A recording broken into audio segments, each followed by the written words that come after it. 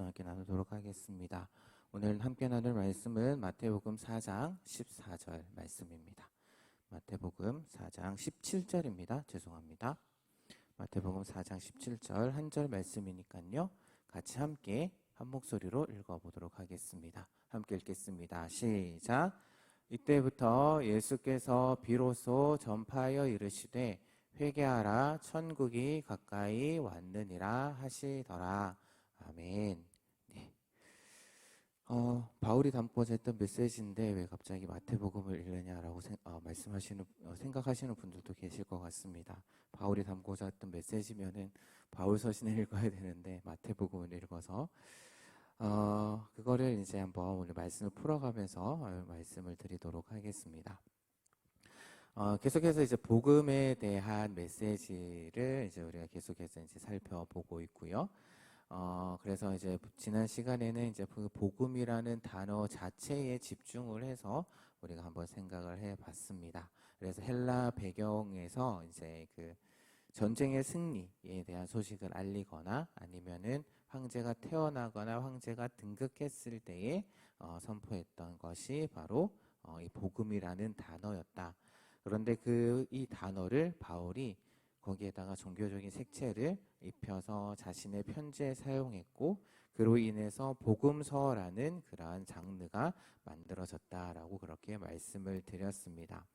그래서 이제 그 신약 성경 안에 특히 성경 안에 등장하는 그 복음이라는 단어가 크게 두 가지 특징으로 요약해서 말씀드릴 수가 있다라고 이야기를 드렸고, 그래서 첫 번째는 복음서에 나타나는 마태복음에서 나타나는 천국 복음, 하나님 나라의 복음이라는 주제, 그리고 두 번째는 그리스도의 복음, 다른 말로 하나님의 아들의 복음이라는 주제 두 가지로 나타나게 되고, 이 모두 두 가지의 근원 되시는 분은 그 하나님께서 복음의 근원이 되신다, 원천이 되신다라고 설명을 하고 있습니다. 또 그리고 이 복음을 설명할 때 우리가 중요하게 생각해야 되는 것은 바로 나라의 개념과 그리고 그리스도라는 것. 그래서 그것과 연결시켜서 이제 성경에서는 계속해서 복음에 대해서 이야기를 하고 있다라고 생각해 볼 수가 있는데요. 그렇다면 그 복음이 도대체 그러면 어떤 것인지 이미 이제 좀 감이 오시는 분들도 계시겠지만 그래도 한번 이 시간이 허락하는 대로 하나님 나라의 복음, 천국 복음, 그리고 바울이 이야기했던 하나님의 아들의 복음, 그리스도의 복음이 무엇인지, 그래서 바울이 복음이라는 단어 가운데 어떠한 메시지를 담고자 했는지 한번 우리가 생각해보는 시간을 가져봤으면 좋겠습니다. 그 전에 먼저 이제 우리가 복음이라고 이야기를 한다면은 아마 흔히들 이렇게 많이 생각을 하죠. 내가 예수님을 믿고 내가 구원을 받은 것, 그래서 내가 죽고 나면 천국에 들어가는 것이라고 그렇게 많이 이제 이해를 하고 생각을 합니다. 물론 그것이 틀린 것은 아니지만 조심스럽게 말씀을 드리는데요. 사실 그것이 복음의 핵심이다라고는 말씀드리기가 어렵습니다. 그러니까 지금 제가 말씀드렸던 내가 구원받는 것, 그래서 천국에 들어가는 것, 그것이 맞기는 한데 그 복음이라는 단어를 너무나도 나 중심적으로 또한 인간 중심적으로 이해하려다 보니까 내가 구원을 받았으니 그것이 복음이다, 기쁜 소식이다 라고 이야기를 한다라는 것이죠. 맞는 말이지만 우리가 보고 있는 성경 말씀에서는 이런 이야기들이 조금밖에 나오지 않는다라는 겁니다.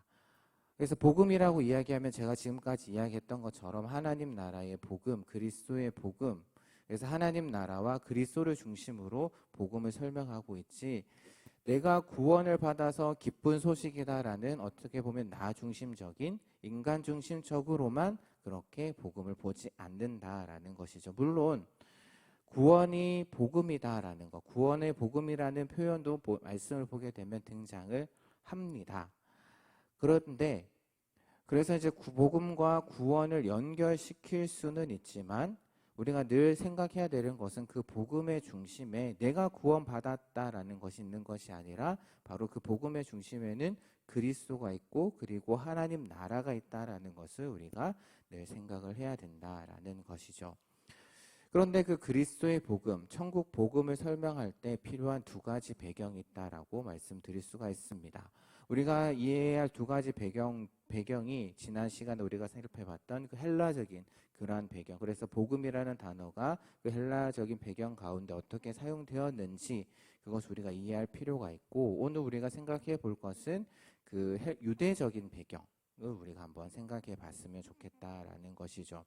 앞서서 지난 시간에 말씀드렸던 것처럼 바울은 그 복음이라는 메시지를 통해서 구약에서 이야기하고 있는 어떤 한 메시지를 담아서 그것으로 이제 복음이라는 단어를 만들어냈다라고 제가 말씀을 드렸었죠. 그래서 그 유대의 그 적인 배경 가운데 있는 그 메시지를 헬라적인 그 배경, 삶 현장 가운데 그것을 잘 효과적으로 전파하기 위해서 그 복음이라는 단어를 만들어냈다라고 이야기를 드렸었습니다. 즉 사도 바울이 구약에 나타난 메시지 그리고 자신이 예수님을 만난 그런 경험들을 이제 그 시대의 사람들, 헬라 시대의 사람들에게 전파를 해야 합니다. 그러려면은 그 사람들이 아는 또한 그 시대에 맞는 그런 말과 형태로 그렇게 전달해야 하는 거죠.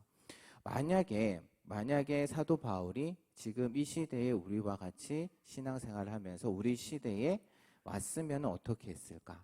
이 시대에서 복음을 전했을 때 어떻게 전했을까? 어떤 말을 하고 어떤 메시지를 담아내려고 했었을까?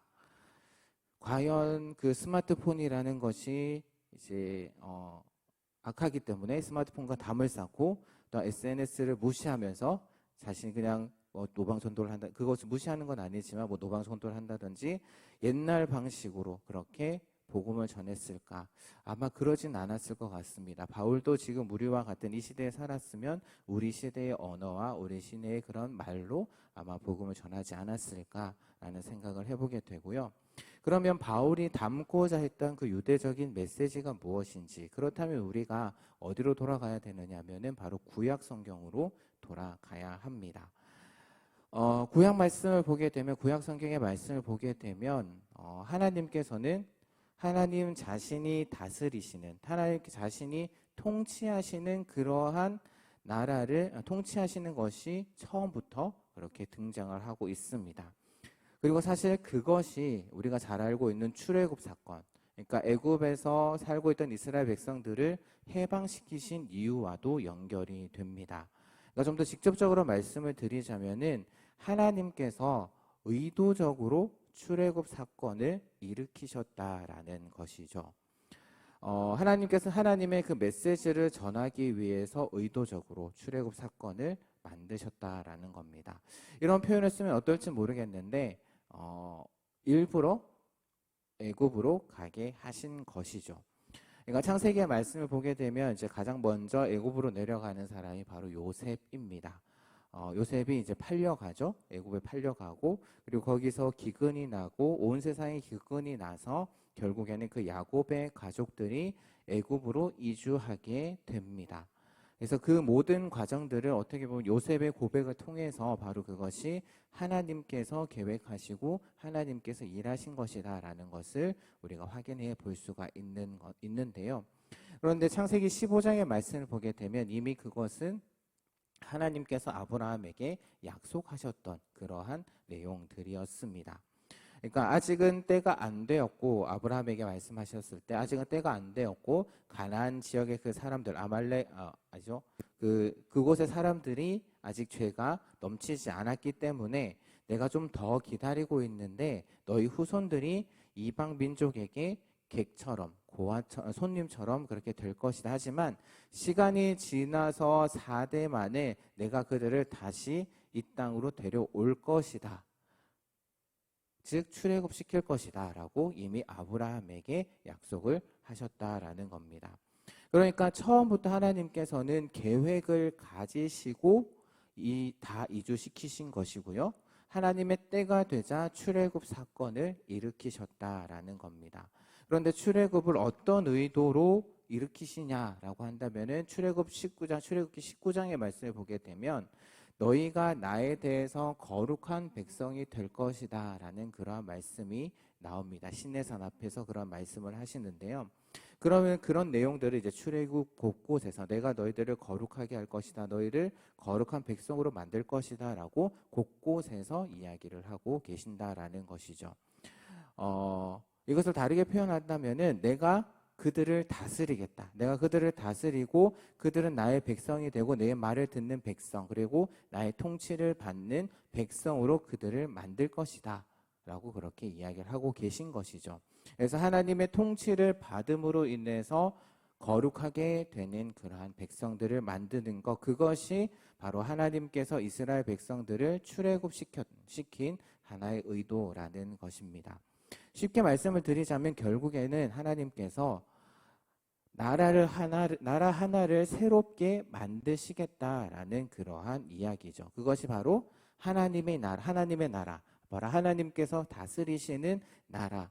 그래서 애굽으로 갔다가 돌아올 때는 조금 달라집니다. 왜냐하면 처음에는 야곱의 가족들만 갔습니다. 한 70명, 뭐 기록에 따라서는 72명 뭐 이렇게 이야기도 하는데 야곱의 가족들만 이렇게 가게 되었지만 나올 때는 어떻게 나왔냐면은 한 나라를 이룰 만큼 많은 때로는 뭐 200만 명이다라고도 이야기를 하는데요. 그렇게 완전한 나라를 이룰 수 있는 그런 정도의 규모가 되어서 12지파 한 가족과 씨족 정도가 아니라 한 나라를 구성할 수 있는 정도의 만큼의 백성들이 이렇게 출애굽을 하게 된다라는 것이죠. 그리고 그들을 거룩하게 만드는 통치를 이제부터 하게 할 것이다. 가나안 땅에 들어가게 되면 내가 그곳에서 그들을 통치할 것이다 라고 그렇게 말씀을 하셨는데 근데 문제가 생깁니다. 문제가 생기게 됩니다. 백성들이 순종을 하면 참 좋은데 백성들이 불순종했다라는 거죠. 쉬운 말로 이야기하면 죄를 범했다라는 것. 그래서 여호수아, 사사기, 사무엘상하, 열왕기상하, 역대상하의 말씀들을 보게 되면 이러한 내용들이 지속적으로 나오고 결국 이스라엘 백성들이 불순종하는 모습들이 계속해서 쭉 이어지고 있는 것을 볼 수가 있습니다. 그러면 그 불순종의 결과가 무엇일까요? 불순종의 결과 어떻게 될까요? 불순종해가지고 어떻게 되었을까요? 불순종의 결과로 결국에는 나라가 망하게 된 것이죠.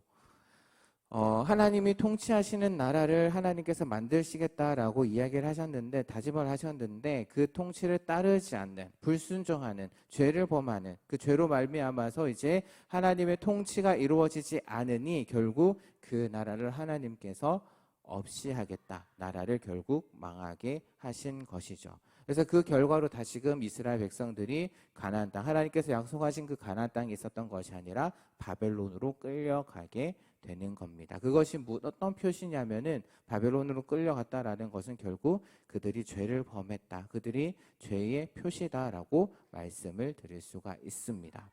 그래서 이제 모든 것이 끝난 것 같은 그러한 가운데 이제 메시지가 또한 선지자들을 통해서 다시 등장을 하게 되죠. 어떤 메시지가 등장하냐면은 내가 너의 죄를 없이 하겠다. 죄를 사하여 주겠다라는 그러한 메시지가 선포되기 시작을 합니다. 죄가 무엇이라고 말씀을 드렸죠? 여러분들이 생각하는 죄라는 것도 있을 테지만 제가 죄라고 이야기했을 때 그것은 바로 불순종이고 하나님의 통치, 하나님의 다스림을 거부하는 것이다 라고 말씀을 드렸습니다. 결국 죄를 사하여 준다라는 말은 무엇이냐면은 불순종을 바꾸겠다라는 그러한 의미의 말인 것입니다. 그러니까 우리가 이 죄사함이라는 것을 좀 잘 이해해야 할 필요가 있는데요. 그러니까 죄사함을 받는다라는 것은 내가 하나님께서 내 죄를 사해 주셔서 내 안에 있는 그 죄가 뚝 떨어져 나간다라는 그러한 의미가 아닙니다. 그런 의미도 있긴 하지만 그런 것보다는 더 근본적인 의미가 있다라는 것이죠. 결국 죄를 사한다라는 것은 무엇이냐면은 지금 내가 불순종의 자리에 있는데 이제 순종의 자리로 옮기시겠다, 바꾸겠다라는 그러한 의미라는 것입니다. 그래서 계속 선지서 말씀을 읽어보게 되면은 계속해서 너의 죄가 사해졌다. 다시 바벨론으로 돌리겠다라는 말이 그런 표현이 무엇과 연결이 되냐면은 순종과 계속해서 연결되고 있는 것을 볼 수가 있다라는 것이죠. 그럼 그들을 어떻게 순종하게 하시느냐? 바로 그들에게 성령을 주셔서 그들을 새롭게 하겠다. 또는 왕을 다시 세워서 왕의 통치를 받게 한다라는 이야기가 선지서의 말씀들을 보게 되면 정말 지겹도록 그렇게 반복이 되고 있는 것을 볼 수가 있습니다. 그리고 그곳에서 이제 다시금 백성들을 만들어서 바벨론에서 탈출시키겠다라는 그러한 이야기를 하시게 되죠. 그래서 바벨론에서 탈출한다라는 것은 또 무슨 이야기냐라고 한다면은 하나님께서 출애굽을 통해서 나라를 만드셨던 것처럼 바벨론에서 탈출시켜서 그들을 통해서 나라가 있게 하겠다, 나라를 만드시겠다라는 그러한 이야기고, 그 나라가 있다라는 것은 결국 통치가 이루어진다라는 그러한 이야기입니다. 다시 정리해서 말씀을 드리자면은 통치가 이루어지지 않아서, 하나님의 통치가 이루어지지 않아서 결국 그들이 불순종해서 통치가 이루어지지 않아서 나라가 멸망되었는데, 하나님께서는 그 바벨론에서 그들을 다시금 회복시켜서 나라를 만들겠다라는 것은 통치를 다시 세우겠다. 그러면 통치를 다시 세우기 위해서는 무엇이 필요해요? 누구가 필요하냐?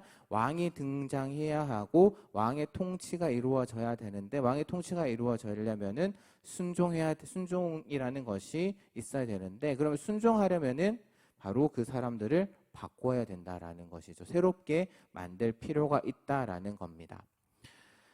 하나님께서 사람을 만드셨습니다. 사람을 창조하셨습니다. 어떻게 창조하셨죠? 창세기 2장 말씀인가요? 네, 창세기 2장 말씀에 하나님께서 사람을 어떻게 만드셨죠? 어떻게 만드셨습니까? 말씀으로 만드셨나요? 말씀으로 만드셨나요? 사람이 생겨라 라고 해서 사람이 딱 생겨났나요? 네. 흙으로 빚으시고 그 코에 생기, 즉 영을 불어넣으셔서 만드셨다라고 창세기 2장 말씀에 나오죠. 그래서 이제는 그런 것처럼 이제는 새로운 사람을 만들 때는 내가 또 다시 영을 불어넣겠다, 새 영을 주어서 사람을 다시 만들겠다. 이것이 이제 선지서에서 계속 반복되어지는 말씀이고, 그것이 가장 잘 나타나는 곳이 에스겔 37장 말씀에 마른 뼈들이 다시금 살아나는 그러한 사건인 것이죠. 그리고 그것이 이제 또한 바벨론에서 나온다라는 의미로 이어지게 되고요. 그래서 출애굽과 비교해서 출바벨론이다라고 하면 참 좋겠지만 출바벨론으로 부르지 않고요. 성경에서는 그것을 새 출애굽이다라고 이야기를 합니다. 그래서 그것에 대해서 계속해서 이제 출애굽 사건에 대해서 선지서에서도 계속 이야기를 하고요. 그러니까 그 출애굽 사건과 비슷한 출애굽이 또 다시 한 번 더 역사 가운데 이루어지게 될 것인데, 그것을 출바벨론이 아니라 그래서 새 출애굽이다라는 개념으로 다시금 표현하고 있다라는 겁니다. 다시금 정리해서 말씀드리자면, 실패한 이스라엘이 멸망한 후에 새 출애굽을 통해서 새 이스라엘 백성들을 창조한다라는 것이죠. 원래 이스라엘 백성들, 야곱의 아들들이 애굽으로 내려갔다가 출애굽을 통해서 나올 때에 한 나라가 이루어졌고 한 백성, 한 나라가 이루어졌는데, 그러나 통치가 제대로 이루어지지 않아서 그들이 다시금 하나님께서 약속하신 땅에서 바벨론으로 끌려가게 되었고, 이제 그 바벨론에서 다시 오게 하는 것, 그래서 또 다른 나라, 새로운 나라를 만드시겠다라는 겁니다. 그것을 출바벨론이 아니라 그것을 새 출애굽이다라고 그렇게 말씀을 하고 있는 것이죠. 그런데 이제는 이전처럼 통치에 순종하지 못해서 불순종, 즉 죄를 짓는 모습으로 그래서 끝나는 그런 모습이 아니라 이제 순종의 모습으로 바뀐 사람들을 만드시겠다라는 그것이 바로 새 출애굽의 핵심이다라고 말씀을 드릴 수가 있습니다. 그런데 이러한 하나님의 계획이 잘 이루어졌을까? 말씀 가운데 잘 이루어졌을까? 역사 가운데 바벨론에서 돌아온 사람들이 만들어진 그 이스라엘 나라가 제대로 되었을까? 처음에는 제대로 되는 것처럼 보입니다. 그래서 포로로 그래서 이방 나라의 왕인 고레스의 칙령도 내리고 또한 신기한 일들도 일어나고, 그래서 바벨론에 잡혀갔던 후손들이 다시금 또 나오고 3차에 걸쳐서 나오고, 그들을 통해서 성전도 만들어지고, 또한 그것이 이제 에스라, 이제 느헤미야의 내용인데요. 그래서 성전도 만들어지고 성벽도 건설이 되어집니다. 그런데 문제는 무엇이냐면은 강력한 왕국, 나라가 형성되지 않았다라는 것이죠. 결국 그들이 예루살렘으로 다시 돌아와서 성전도 짓고 성벽도 지었지만 왕이 없다라는 겁니다. 계속해서 페르시아의 지배를 받고 있고 또 다른 나라들의 지배를 계속해서 받고 결국에는 그것이 어디까지 이어지냐면은 로마의 지배까지 이어지게 된다라는 것이죠. 선지자들이 계속해서 어떻게 이야기했냐면은 바벨론에서 하나님의 때가 되어서 죄를 없이 한다라고 이야기를 했고, 죄 없이 한다라는 것은 그냥 죄가 떨어져 나간다라는 것 그 의미 이상, 그래서 순종하는 백성들을 만들어서 그들을 통해서 나라를 세운다라는 것인데, 그런데 그래서 그 나라가 세워지려면은 강력한 모습으로 등장해야 되는데, 이후의 말씀들을 구약의 말씀들을 보게 되면 그렇지 않다. 그냥 느에스라라는 지도자, 느헤미야라는 지도자도 있긴 있었지만, 그래서 리더가 있는 것처럼 보이지만 그냥 흐지부지 해서 그냥 이방의 지배를 통해서 압제에 시달리는 그런 모습으로 마무리가 된다라는 거죠. 그리고 그것이 어디까지 이어지느냐? 바로 예수님이 오실 때까지 이어진다라는 겁니다. 그래서 유대인들의 마음 가운데 어떤 마음들이 있었냐면 바로 새로운 출애굽, 그러니까 선지자들이 계속해서 이야기하고 있는 그 새로운 출애굽이 진짜 일어나기를 기다리는 그러한 마음, 그러한 사상들이 유대인들 가운데 싹트기 시작한다라는 겁니다. 그것을 이제 조금 학문적인 이야기로 무엇이라고 이야기하냐면 메시아 사상이다라고 이야기를 하는데요. 마지막 때 메시아, 즉 그리스도가 다시 오셔서 우리를 다스리실 것이다. 그가 진정한 왕이 되시고 그 왕이 되신 그분이 우리에게 새 영을 부어주어서 우리를 순종하는 백성이 되고, 그래서 그 나라가 하나님이 통치하시는 강성하고 완전 무결한 나라가 될 것이다 라는 그러한 소망, 대망이 그들 마음 가운데 생겨나게 되었다라는 겁니다. 이것이 언제 생겨나냐면은 구약 말라기 끝나고 나서 신약 사이를 마태복음이 예수님이 다시 오실 그때까지를 이제 중간기다라고 그렇게 이야기하는데, 그러한 시기에 이러한 소망들이 메시아가 오셔서 우리를 다스리시고 그래서 강한 나라가 만들어지게 될 것이다라는 메시아 사상이 싹트게 된다라는 겁니다. 그래서 구약 성경의 처음부터 끝까지 이야기는 결국엔 뭐냐면은 하나님께서 통치하시고 하나님께서 다스리시는 나라를 하나님이 원하시는데, 사람들이 불순종해서, 이스라엘 백성들이 불순종해서 죄를 짓기 때문에 잘 안 되더라. 그럼 어떻게 해야 되느냐? 왕 메시아 그리스도를 보내셔서 그 그리스도가 새 영을 그들에게 줌으로 인해서 사람들을 순종하는 백성으로 만들어서 하나님의 나라를 이루어 가시겠다라는 것, 이것이 구약의 메시지고 이것이 신약에서 복음으로 표현된 것이다라고 말씀을 드릴 수가 있습니다. 그래서 나라의 복음, 그리스도의 복음, 그래서 마태가 이야기하는 천국 복음, 하나님 나라의 복음이나 바울이 이야기하고 있는 그리스도의 복음, 하나님의 아들은 복음은 바로 지금 제가 말씀드렸던 것들을 압축해서 만들어 놓은, 어떻게 보면 아이콘과 같은 그러한 것이다라고 말씀드릴 수 있습니다. 아마 여러분들 컴퓨터도 많이 쓰실 것이고 또 핸드폰도 많이 쓰실 텐데, 컴퓨터 바탕 화면을 보게 되면은 수많은 아이콘들이 보입니다. 그래서 여러분들이 원하는 프로그램에 대고 클릭을 하면은 그 프로그램이 실행이 되죠. 뜨게 되죠.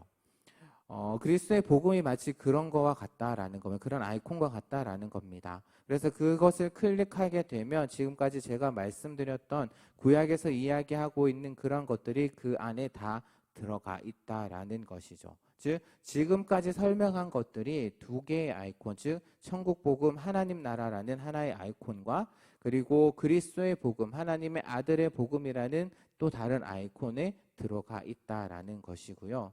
그래서 그 내용을 바울이 이야기할 때 내가 전하고자 하는 메시지, 내가 전하고자 하는 복음의 핵심은 이것입니다 라고 이야기를 할 때 무엇이라고 이야기하냐면은 하나님의 아들의 복음, 그리스도의 복음이다 라고 이야기를 하고 있는 것이고, 마태는 천국 복음, 하나님 나라의 복음이다 라고 이야기를 하고 있다라는 겁니다. 그렇다면 그런 메시지를 어떻게 전해야 될까? 유대 배경의 그런 용어로 전해야 될까? 아니죠. 바로 그 시대, 자신이 살고 있는 그 헬라 시대의 용어로 전해야 된다라는 것이고, 그것을 이제 복음이라는 단어에 담아서 이제 바울이 전하고자 했다라는 겁니다. 다시 정리하자면은 구약 성경에 나타난 메시지를 두 가지로 압축하면 결국 하나는 하나님 나라, 또 다른 하나는 하나님의 아들이다라고 이야기 드릴 수가 있다라는 겁니다. 그것이 신약 성경에 두 가지로 나타나는데 바로 그것을 헬라식 용어로 표현한 것이 하나님의 아들의 복음, 복음이라는 단어로 하나님의 아들의 복음이다라는 단어로 그렇게 이야기를 하고 있다라는 것이죠. 그래서 이제 구약 성경에 나타난 메시지를 헬라 배경에서 복음이라는 단어가 나라와 나라 사이의 싸움에서 승리한 것을 이야기할 때 사용했고, 또한 황제가 등극했을 때 사용한 단어인데, 드디어 이제 예수님께서 메시아로 이 땅 가운데 오셔서 선포하신 맨 처음의 메시지가 바로 오늘 우리가 읽었던 말씀입니다. 바로 회개하라, 하나님의 나라가 가까이 왔다. 하나님의 나라가 이제 임하였다라는 것이죠. 하나님의 나라가 다시 등장했다. 예수님이 오심으로 인해서 하나님의 나라가 등장했다라는 겁니다. 하나님의 나라가 등장해서 이제 세상에 있는 모든 나라와 싸워서 이기시겠다라는 거죠. 우리가 다니엘서의 말씀들을 살펴봤는데, 다니엘서 2장의 말씀을 보게 되면 느부갓네살 왕이 꿈을 꾸게 됩니다. 금신상, 한 큰 신상이 있었죠. 머리는 금이고 가슴 쪽은 은이고 뭐 하여튼 철과 진흙이 섞여 있는 것, 뭐 동 이런 모습 큰 신상이 있었는데 한쪽에서 뜨인 돌이 날아와서 그 신상을 부서뜨리죠. 그리고 그 돌이 크게 되어서 정말 세상이 충만해졌다라는 그러한 꿈인데, 그것이 무엇을 의미하냐면은 결국에는 그 뜨인 돌이 하나님의 나라를 의미해서 하나님의 나라가 세상의 나라를 이기신다, 승리하신다라는 그러한 내용이 담긴 꿈이었습니다. 그것처럼 하나님의 나라가 모든 세상의 나라를 이기는 나라의 승리를 이야기를 하고 있다라는 것이죠. 그래서 그 당시 군사 정치적인 용어로 천국 복음을 그렇게 이야기를 하고 있다라는 겁니다. 그러면 그런 승리를 위해서 누가 필요하냐, 누가 있어야 되느냐? 바로 메시아, 그리스도가 필요하다라는 거죠. 그래서 그가 와서 그가 하나님의 아들이고, 그래서 하나님의 아들의 복음이다라고 이야기를 하는 것입니다. 왜냐하면 당시 로마 제국이 가장 강성한 나라였죠. 그 시대 가장 힘 있는 나라였고, 그런데 그 로마 제국을 만든 사람이 누구냐? 바로 로마 황제 씨죠. 근데 로마 황제는 그 당시에 신의 아들이라고 불렀습니다. 그런데 그 나라가 아닌 하나님의 아들, 하나님께서 다스리시는 하나님의 아들이 오셔서 그 나라를 세우겠다라고 이야기를 바울이, 그래서 그것을 하나님의 신의 아들의 복음, 하나님의 아들의 복음이다라고 이야기를 하고 있다라는 것이죠. 그러니까 그 신의 아들이다라고 했을 때 로마 사람들이 들었을 때는 황제라고 생각을 했지만, 바울이 이야기할 때는 그 신의 아들은 바로 그리스도시고 예수님이다. 그래서 바울이 그것을 가지고 와서 사용을 하고 있다라는 것입니다. 결국 복음은 정리해서 말씀을 드리자면 구약 성경에 나타난 그 메시지, 제가 지금까지 쭉 말씀드렸던 그 메시지를 헬라의 환경에서 효과적으로 전달하기 위해서 바울이 만든 것이고요. 우리는 이제 복음이라고 한다면 종교적인 용어로 알고 있지만 그것이 아니라 다른 곳에서 바울이 자신이 가진, 또한 구약 성경에서 가지고 있는 그 메시지를 잘 전달하기 위해서 바울이 만든 것이다. 가지고 와서 쉽게 전하기 위해서 가지고 와서 만든 것이다 라고 그렇게 말씀을 드릴 수가 있습니다. 네, 오늘은 여기까지 좀 하고요. 결국 그래서 오늘 우리가 읽었던 말씀은 이제 앞서서 말씀드렸던 것처럼 예수님께서 사역을 이제 시작하시면서 처음으로 선포하신 말씀입니다. 처음으로 선포하신 말씀이 뭐죠? 처음으로 선포하신 말씀이 회개하라. 왜 회개하라고 하셨을까요? 하나님의 나라가 가까이 왔기 때문에.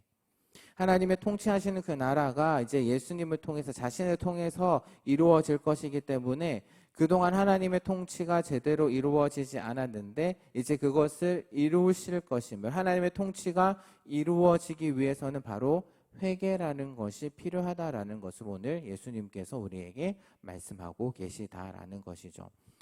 회개가 무엇일까라고 이야기했을 때 그 회개한다라는 것은 결국에는 그동안에는 불순종의 자리에 있었는데 이제 순종의 자리로 옮겨간다라는 그러한 의미라는 겁니다.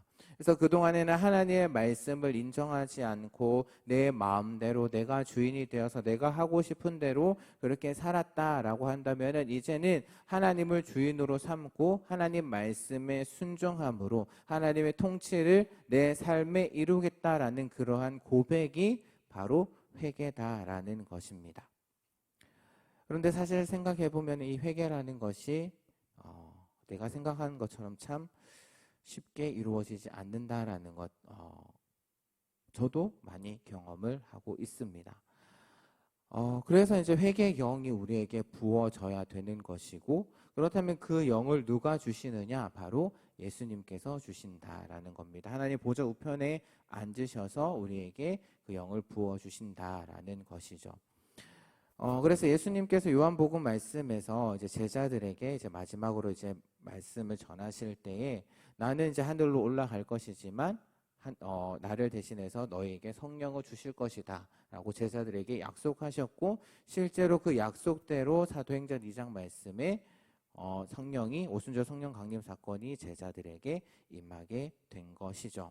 그리고 그 성령님은 그때만 임하신 것이 아니라 지금 현재도 예수님을 영접하고 예수님을 그리스도로 나의 주인으로 영접한 자들에게 임하신다라는 겁니다. 그래서 우리 가운데 임하신 그 성령 하나님께서는 우리 마음을 움직여서 하나님의 말씀대로 살지 못했던 우리의 모습을 바르게 보게 하시고, 그로 인해서 우리에게 회개할 수 있는, 돌이킬 수 있는, 내가 하나님의 그동안은 내가 정말 하나님 말씀에 불순종한 삶을 살았는데 이제는 하나님 말씀에 순종하는 삶을 살겠습니다 라는 그러한 마음을 주신다라는 것이죠. 그런데 때로는 내가 회개를 했음에도 불구하고 정말 눈물 콧물을 짜면서 제가 회개를 했음에도 불구하고 다시금 내 모습 가운데 과거의 모습이 다시금 꿈틀꿈틀대는 그러한 것들을 아마 한 번쯤은 경험해 보셨을 겁니다. 여전히 죄악 가운데 머물고 있는, 여전히 불순종의 영역 가운데 있는 나의 모습을 보게 되죠. 그런 경험을 하게 되면 내가 진짜 하나님의 백성이 맞나? 라는 그런 생각이 아마 들 때도 있으실 겁니다. 하지만 저는 그렇게 생각을 합니다. 그런 생각이 드는 것 자체가 바로 희망이지 않을까. 그러한 생각을 한다라는 것은 이미 그 사람에게 회개할 준비가 되어 있는 것이 아닐까라는 생각을 하게 됩니다. 그렇다면은 우리가 무엇을 회개해야 할까? 그러면 내가 불순종하고 있는 부분이 무엇일까라고 생각했을 때 그것은 바로 우리가 가지고 있는 하나님의 말씀의 성경을 통해서 우리가 확인해 볼 수가 있는 것이죠. 제가 계속해서 몇 번 말씀을 드린 적이 있는데 바로 하나님의 말씀의 성경은 우리의 자신의 모습을 비추는 거울과 같다라고 말씀을 드렸습니다. 그래서 말씀을 묵상하는 것이 중요하고 하나님께서는 그 말씀을 통해서 우리와 만나고 싶어 하신다라는 것이죠. 그리고 또한 성경을 묵상하기 위해서 필요한 것이 무엇이냐, 여러 가지 지식도 중요하고 여러 가지 것들도 중요하겠지만, 많이 배우는 것, 성경적인 배경 지식도 중요하겠지만, 하나님의 말씀을 묵상하기 위해서는 무엇보다도 필요한 것은 하나님의 도우심이 아닐까 합니다. 성경의 저자이신 성령 하나님의 도우심이 우리에게 필요하다라는 것이죠. 그래서 하나님 말씀을 늘 읽고 늘 묵상할 때에 그냥 하나님 말씀으로 들어가는 것이 아니라 기도한 뒤에 말씀을 읽고 묵상하는 것이 중요하다라는 겁니다.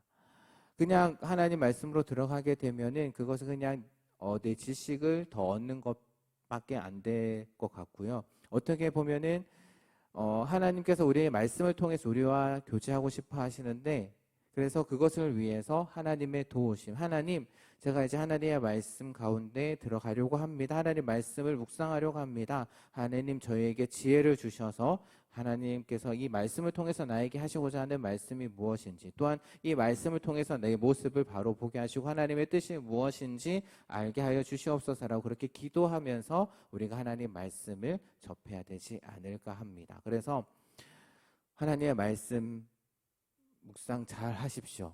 열심히 하시고요. 매일매일 하시고요. 하나님 말씀 매일매일 읽으시고요. 매일매일 하나님 말씀 가운데 살아가시기를 바랍니다.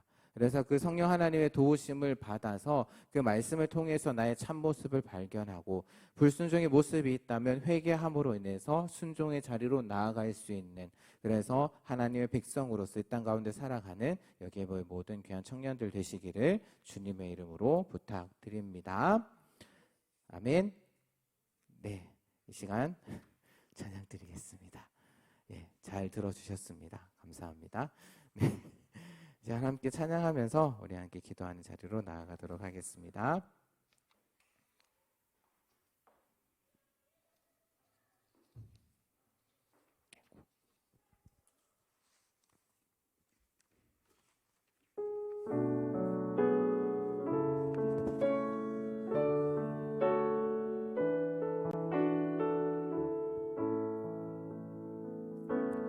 나의 백성이 다 겸비하여 내게 기도하면 나의 얼굴을 구하여서 그 악한 길 떠나면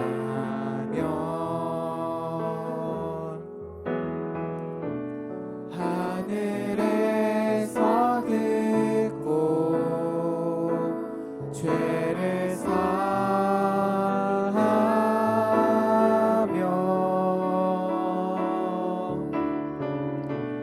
그들의 땅을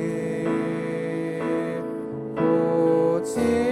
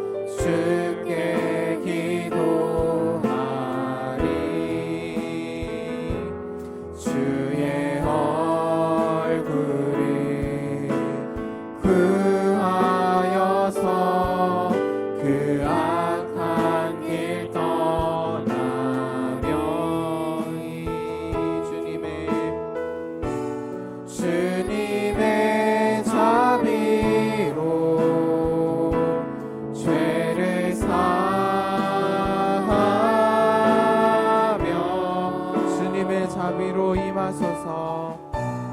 주님의 자비로 임하소서. 아버지여, 아버지여, 고쳐주소서.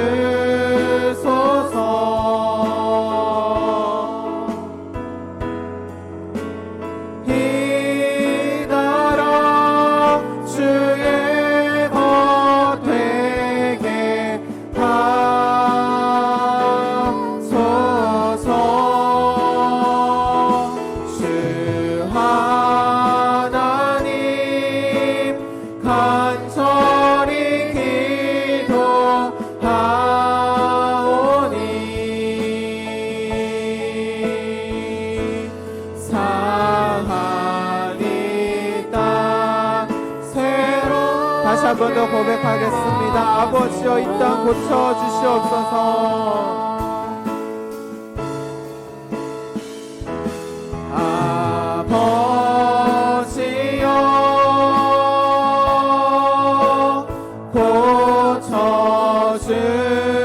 주소서.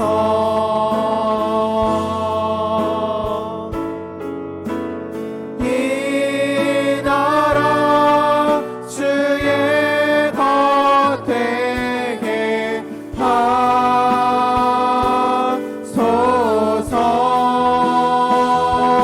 주 하나님 간절히 기도하오니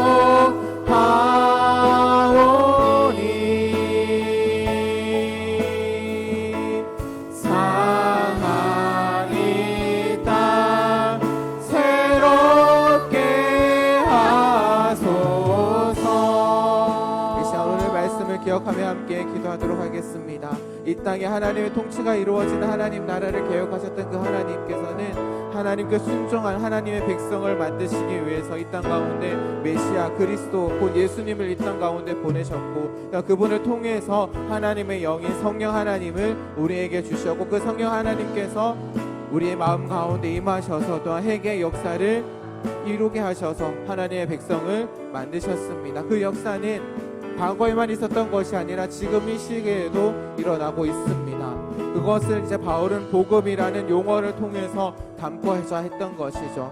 성령 하나님께서는 지금도 우리 가운데 거하셔서 그 역사를 이루어가고 계십니다. 결국 회개의 역사도 내 힘이 아니라 우리의 힘이 아니라 결국 하나님의 역사로 이루어진다라는 것입니다. 우리 가운데 성령 하나님께서 그것을 그 역사를 이루어 가시고 계신다라는 것이죠. 그렇다라고 해서 우리가 해야 할 일이 없나, 그 하나님께서 하실 것이기 때문에 내가 할 일이 없지 않느냐라고 생각하지 마시기 바랍니다. 우리가 해야 할 일이 있습니다. 바로 우리도 노력을 해야 합니다. 우리도 기도해야 되는 것이죠.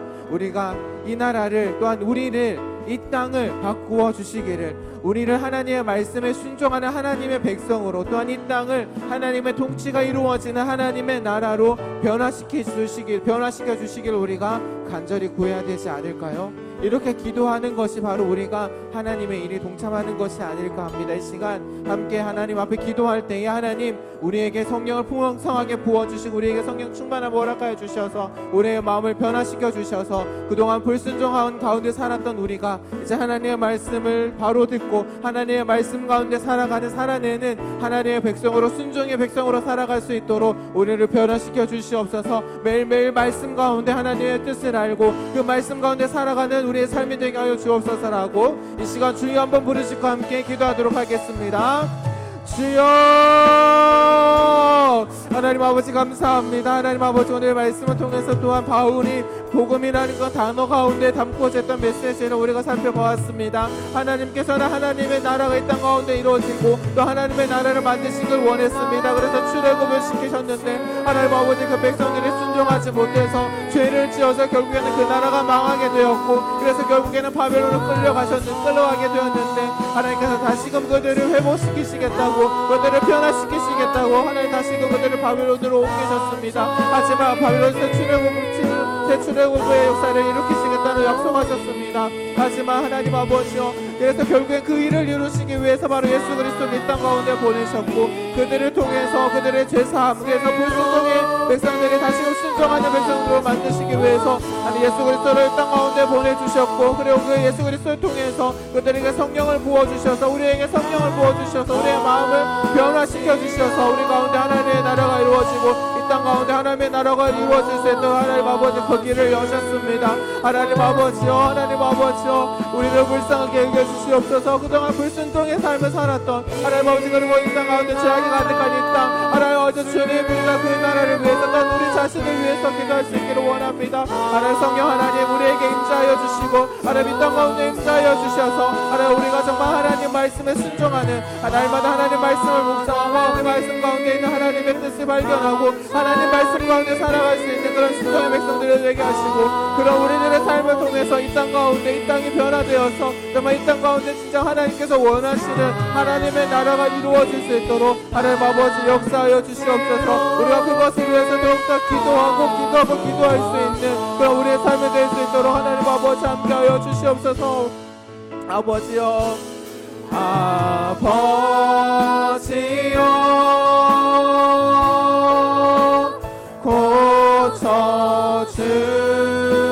고쳐주소서. 이 주시옵소서.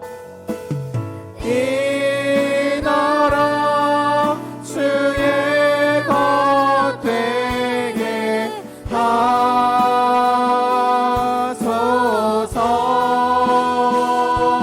주 하나님 간절히 기도하오니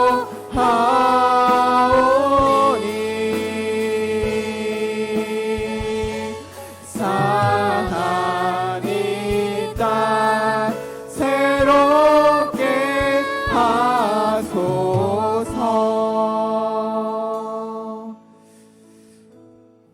하나님 아버지 감사합니다. 또 오늘 말씀을 통해서 바울이 그 복음이라는 단어 가운데 담고자 했던 메시지 우리가 함께 살펴보았습니다.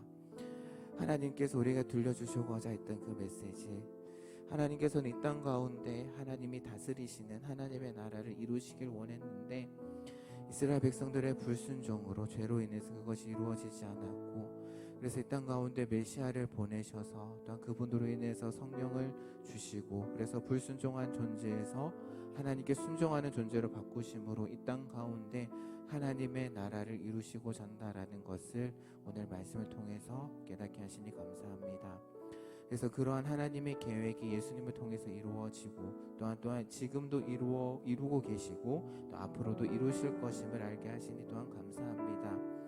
하지만 하나님께서 이루실 것이기 때문에 우리가 할 일이 없지 않음을 알게 하시고, 우리가 또한 우리 삶 가운데 하나님의 뜻에 순종하는 하나님의 백성이 될 수 있기를, 또한 우리가 발 디디고 있는 이 땅이 하나님의 다스리심이 이루어지는 하나님의 나라가 되기를 늘 기도하는 저희들 되게 하여 주시옵소서. 또 하나님께서 우리에게 주신 말씀이 있습니다. 우리가 교제하고 싶어서, 우리가 만나고 싶어서 우리에게 주셨던 그 말씀을 통해서 하나님 우리들의 모습을 되돌아보게 하시고, 그래서 불순종한 모습이 있다면 회개할 수 있는, 그래서 다시금 순종의 백성으로 살아갈 수 있는 저희들 되게 하여 주시옵소서. 늘 하나님 말씀을 볼 때에 하나님의 도우심을 구하며 우리의 모습이 하나님께서 원하시는 모습으로 변화되어 갈 수 있도록, 그래서 우리의 삶 가운데 하나님의 나라가 이루어지게 하여 주시옵소서. 이 시간 또한 귀한 예물을 하나님 앞에 드립니다. 하나님 기쁘게 받아주시고 이 예물을 통해서 드리는 그 믿음의 고백 또한 하나님 기쁘게 받아주시옵소서. 우리 청년들의 삶 가운데 늘 함께하여 주시고 선한 목자가 되어주셔서 우리 청년들을 푸른 조장 쉴만한 물가로 인도하여 주시옵소서. 모든 청년들의 삶 가운데 하나님의 나라를 이루실 것임을 믿으며 감사드리며, 이젠 우리를 구원해 주신 주 예수 그리스도의 크신 은혜와 하나님 아버지의 영원하신 사랑하심과 성령 하나님의 감화 감동 위로 교통하심이 말씀을 통해서 하나님의 뜻을 깨닫고 또 하나님의 뜻에 늘 순종하는 하나님의 백성으로 살기로 다짐하며 돌아가는 우리 모든 청년들의 삶 가운데 이제로부터 영원토록 함께 하실지어다. 아멘.